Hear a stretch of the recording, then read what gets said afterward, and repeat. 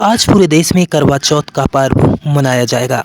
करवा चौथ की आप सभी को हार्दिक शुभकामनाएं। इस वीडियो में आपको बताएंगे करवा चौथ व्रत की कथा। बहुत समय पहले की बात है, एक साहूकार के 7 बेटे और उनकी एक बहन करवा थी। सभी सातों भाई अपनी बहन से बहुत प्यार करते थे, यहाँ तक कि वे पहले उसे खाना खिलाते और बाद में स्वयं खाते थे। एक बार उनकी बहन ससुराल से मायके आई हुई थी। शाम को भाई जब अपना व्यापार व्यवसाय बंद कर घर आए तो देखा कि उनकी बहन बहुत व्याकुल थी। सभी भाई खाना खाने बैठे और अपनी बहन से भी खाने का आग्रह करने लगे, लेकिन बहन ने बताया कि उसका आज करवा चौथ का निर्जल व्रत है और वह खाना सिर्फ चंद्रमा को देखकर उसे अर्घ्य देकर ही खा सकती है।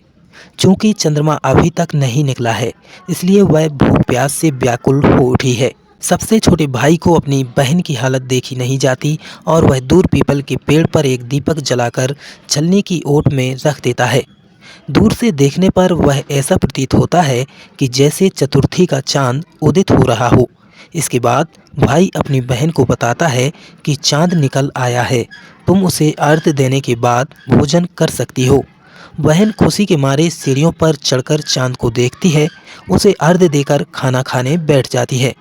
वह पहला टुकड़ा मुंह में डालती है तो उसे छींक आ जाती है, दूसरा टुकड़ा डालती है तो उसमें बाल निकल आता है और जैसे ही तीसरा टुकड़ा मुंह में डालने की कोशिश करती है तो उसके पति की मृत्यु का समाचार उसे मिलता है।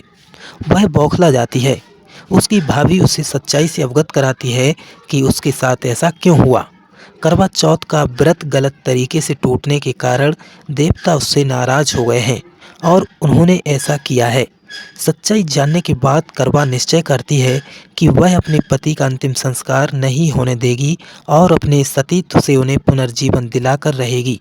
वह पूरे 1 साल तक अपने पति के शव के पास बैठी रहती है, उसकी देखभाल करती है। उसके ऊपर उगने वाली सुईनुमा घास को वह एकत्रित करती जाती है। 1 साल बाद फिर करवा चौथ का दिन आता है। उसकी सभी भाभियाँ करवा चौथ का व्रत रखती हैं।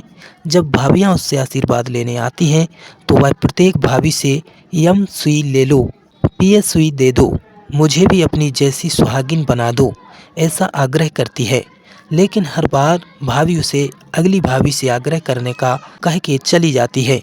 इस प्रकार जब छठे नंबर की भाभी आती है तो करवा उससे भी यही बात दोहराती है कि यम सुई ले लो, पिए सुई दे दो, मुझे भी अपनी जैसी सुहागिन बना दो। यह भाभी उसे बताती है कि चूंकि सबसे छोटे भाई की वजह से उसका व्रत टूटा था, अतः उसकी पत्नी में ही शक्ति है कि वह तुम्हारे पति को दोबारा जीवित कर सकती है। इसलिए जब वह आए तो तुम उसे पकड़ लेना और जब तक वह तुम्हारे पति को जिंदा ना कर दे उसे नहीं छोड़ना। ऐसा कहकर वह चली जाती है। सबसे अंत में छोटी भाभी आती है। करवा उनसे भी सुहागिन बनने का आग्रह करती है, लेकिन वह टाल मटोली करने लगती है। इसे देख करवा उन्हें जोर से पकड़ लेती है और अपने सुहाग को जिंदा करने के लिए कहती है। भाभी उससे छुड़ाने के लिए नोचती है, खसोटती है, लेकिन करवा नहीं छोड़ती है। अंत में उसकी तपस्या को देख भाभी पसीज जाती है और अपनी छोटी अंगुली को चीरकर उसमें से अमृत उसके पति के मुंह में डाल देती है।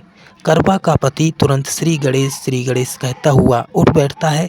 इस प्रकार प्रभु कृपा से उसकी छोटी भाभी के माध्यम से करवा को अपना सुहाग वापस मिल जाता है और वह कहती है, हे श्री गणेश, माँ गौरी, जिस प्रकार करवा को चिर सुहागन का वरदान आपसे मिला है, वैसे ही सब सुहागनों को मिले। दोस्तों, इस कथा की पुष्टि हम नहीं करते, यह कथा आम लोगों में प्रचलित है और इस कथा का स्रोत समाचार पत्र और पत्रिकाएं हैं।